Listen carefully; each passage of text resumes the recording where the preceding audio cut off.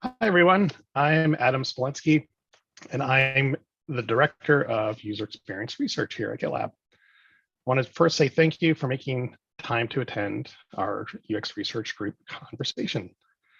I'm looking forward to answering your questions about our team, any of the research recently completed by either ourselves or our partners, and the research that's currently being worked on. So I will ask the first person to verbalize their question, and it looks like it's Sid. Hey, thanks, Adam. In the presentation, it has as a top priority somewhere three test left navigation with experienced GitLab users. Is this the existing navigation or something new? And if it's new, what is it? Yeah. So navigation, I'll first say, is one of the trickiest things to research and test, because there's lots of different steps we have to do. You probably already know that, Sid. So I'll hand it over to Ashley to talk a little bit more about the plan here, specifically around that item that you mentioned, the very top one. Yeah, hi. So the tree test is actually a final kind of benchmark for the current navigation, the left side navigation with experienced GitLab users. Previous tree tests were done with inexperienced GitLab users by design. So we thought it would be a good idea to make sure that we benchmark with experienced users and kind of round that out. And then as we move forward and do the other generative research, we'll have something to compare it to with both experienced and inexperienced users. Cool. Thanks for that. I don't see any further questions on the agenda, so I think I'll do my 2 cents on the navigation. I think here we have stuff that's scoped to the current project, which makes sense. And here we have things that you can search, things that are kind of global in scope. But this menu named menu seems to combine both. Like it acts as a project selector, but also it has the unscoped items in it. I think it's very confusing. And I hear a lot of complaints about our navigation. And I think this menu kind of has multiple concepts in it. Kind of it's a selector for projects. Here's another project selector. Here's global things. And here's a search thing. So I think it duplicates a lot of what is in other affordances in the UI. Thank you for sharing that. Ashley, I wanted to ask if you anticipate your research plan around navigation covering what Sid just showed. Another way of asking it is that in scope? It definitely can be. We're still working out some of the other methods that we're going to be using for the studies that aren't in flight currently. So yeah, we definitely should make note of that and explore that further. Good. I have the next one, and this is for the whole team. On slide 15, we talk about recruitment for research and participation. What recruitment methods have been working well to get participants for your studies? Awesome question. Yeah. I'll hand it over to Kate, who is our research ops coordinator in a second here. But as you can see from the chart, we use the data warehouse a lot. And there's some limiting aspects with that, meaning, first of all, that it's primarily SaaS users. So we are exploring another option that would allow us to not only have that, but also access to self-managed. So just a little bit of context there, and I'll hand it over to Kate because I think she's the best person to answer your question. Well, thanks, Adam. So yeah, with recruitment at the moment, as Adam mentioned, the data warehouse is our biggest tool.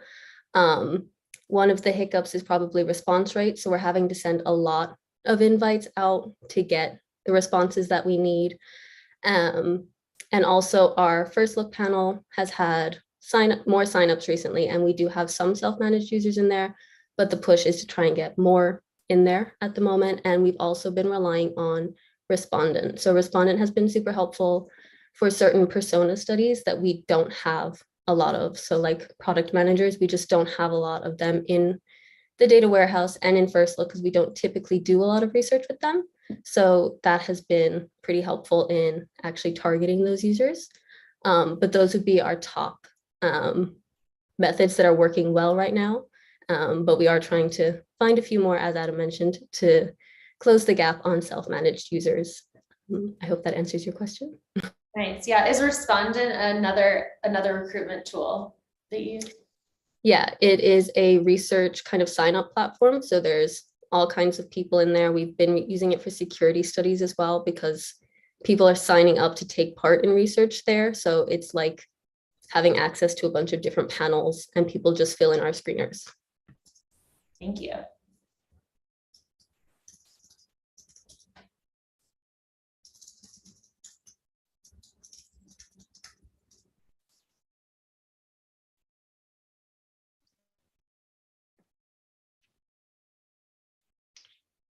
Are there any more questions about any of the projects we're working on? I'll just note that the slide 5 was around our sus findings. Nick is on the call to talk about that if questions come up, and also slide 6, which is around our usability benchmarking, which is not only a new program that we're doing, but very detailed results, and it's something we'll be doing for every stage. So Ben drove that one, and he's also here to answer any questions that come up on that.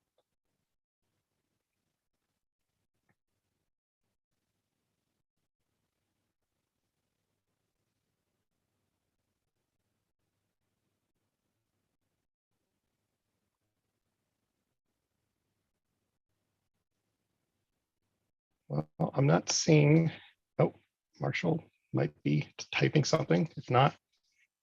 Yeah, sorry, I'll verbalize as I type here. So I was curious whether, do we ever capture information about what other platforms users might use, like in the general sense when we're conducting these surveys? Yeah, so high level answer, it depends on the survey. A lot of times we do capture if they're using a competitor or any other tools that might be relevant to the survey that we're sending out, or if we're screening for a particular participant.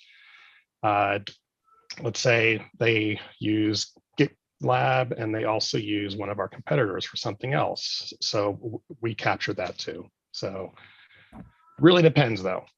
We don't do it for every single thing.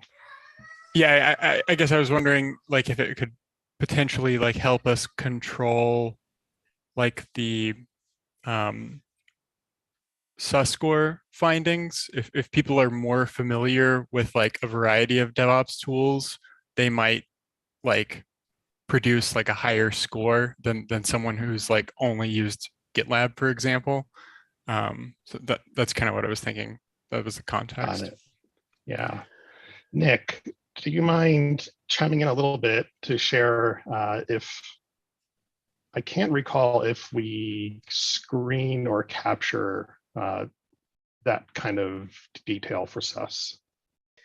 Yeah, so that's a really good question. We don't currently collect that kind of data. We do kind of hit it tangentially, both in terms of their role. So whether they're developer, or project manager, that sort of thing. So we kind of hit it from that angle. And then we also collect account age, so how long they've been using GitLab, but we don't actually ask right now about kind of competitor usage. The one caveat to that is it comes up in verbatim sometimes where people say, I'm coming from GitHub, I'm coming from Bitbucket, yeah, those sorts of things, but we don't currently collect. But that's a good, easy data to collect, I think, in the future, if that's of interest. And you mentioned we do collect like how long they've been a user of GitLab. Do we broadly collect like how long they've been in the industry in general? That's a good question. I don't think so. I'll have to go look back at that now, but I don't think we do.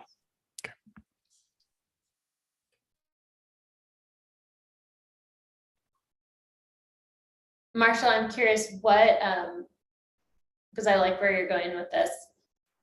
What do you think would, like for how long they've been in the industry, how do you think that would influence like the responses or the data we would get from those folks? So I think similar to like the breadth of tooling that a user may have been exposed to, like the amount of experience they have with either a lot of tools or one particular tool could also like bias the scores. So just some ability to like control for that, right? Because if somebody who's been in the DevOps ecosystem for 10 years gives you a really high usability score, that's not as telling as like a user that only has 6 months of experience giving you a really high score, right? If somebody with 6 months of experience is giving you a really high score, that's a lot more meaningful, I think, than somebody with a decade of experience giving you a high score.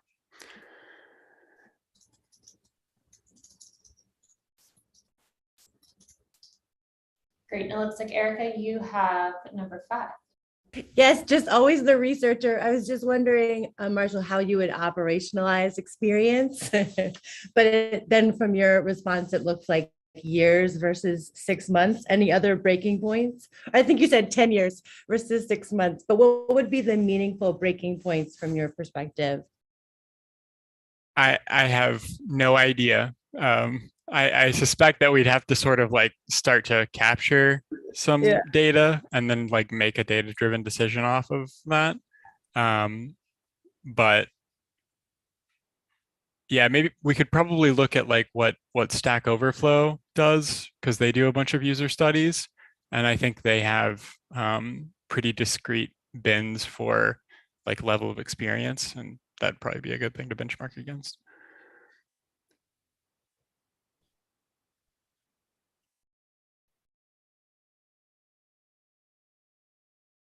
Great discussion around SUS. Love it.